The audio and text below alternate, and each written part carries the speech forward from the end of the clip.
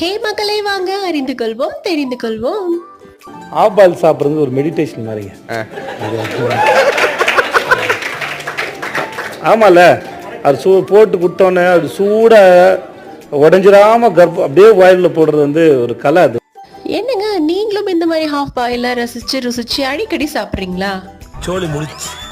ஆமாங்க, அமெரிக்காவில் north western பல்கலைக்கழகத்துல என்ன ஆராய்ச்சி பண்ணிருக்காங்க அப்படின்னா, தினமும் முட்டை சாப்பிட்றவங்களுக்கு அளவில்லாம உடம்புல வந்து கொலஸ்ட்ரால் அதிகரிக்குதுன்னு தெரிவிச்சிருக்காங்க.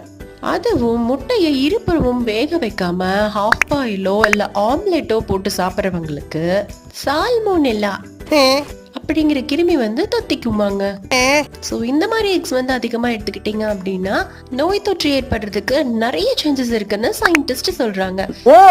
சோ இந்த மாதிரி ஆஃப் பாயில் ஆம்லெட் சாப்பிடுற உங்க ஃப்ரெண்ட்ஸ் அண்ட் ஃபேமிலிக்கு இந்த ஷார்ட்ஸை ஷேர் பண்ணுங்க.